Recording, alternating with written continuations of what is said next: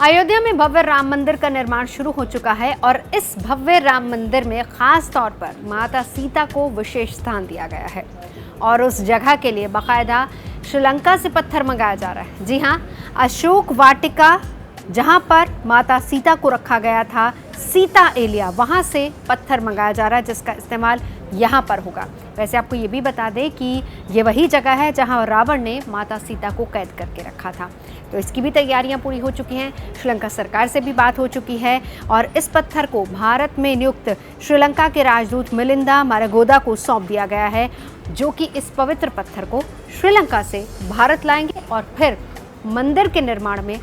इस पत्थर का इस्तेमाल किया जाएगा। तो श्रीलंका स्थित सीता एलिया की एक शिला का निर्माण भी यहाँ पर यानी कि भव्य राम मंदिर में उसका इस्तेमाल किया जाना है। सीता एलिया वो जगह है जहाँ पर दशानन यानी कि रावण ने माता सीता को 11 महीने तक कैद करके रखा था। और आपको ये भी बता दें कि सुंदर पहाड़ियों के बीच में स्थित है ये पूरा इलाका यानी कि सीता एलिया। वैसे मान्यताओं के मुताबिक माता सीता को सुंदर अशोक वृक्षों के बीच स्थित एक वाटिका, जहां पर पास ही में एक झरना भी बहता था, वहीं पर रखा गया था और साथ ही साथ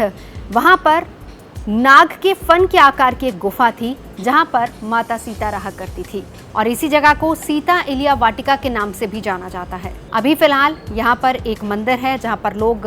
पूजा अर्चना के लिए आते हैं और इस मंदिर को सीता अम्मन कोविल के नाम से भी जाना जाता है और ये स्थान नुआरा एलिया से अदा घाटी तक जाने वाली एक मुख्य सड़क से कम 5 मील की दूरी पर है। तो श्रद्धालु आज भी यहाँ आते हैं माँ सीता की पूजा अर्चना करने के लिए। वैसे मान्यताओं के मुताबिक ये भी कहा जाता है कि इस पूरे इलाके में अभी भी बहुत सारी ऐसी जगह हैं जहाँ पर भगवान हनुमान के भी चरण के निशान पाए जाते हैं और यही एक बड़ी वजह है कि यहाँ पर न सिर्फ माता सीता बल्कि भगवान श्री राम और लक्ष्मण की मूर्तियों को भी सजाया गया है और उनकी भी यहाँ पर पूजा होती है।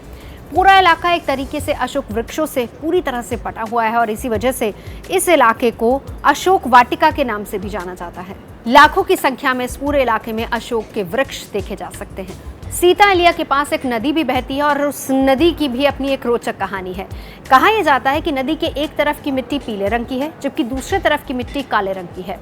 और इसलिए इसको ऐसा कहा जाता है क्योंकि जिस वक्त श्री हनुमान माता सीता का पता लगाने वहां पहुंचे थे अशोक वाटिका में और उनकी पूंछ को आग लगा दी गई थी, उसी वजह से लाखों की संख्या में अशोक वृक्ष जलकर खाक हो गए थे और यही वजह है कि नदी के दूसरी तरफ की मिट्टी काले रंग की है और नदी की एक तरफ की मिट्टी पीले रंग की है। तो इन तमाम मान्यताओं को ध्यान में रखते हुए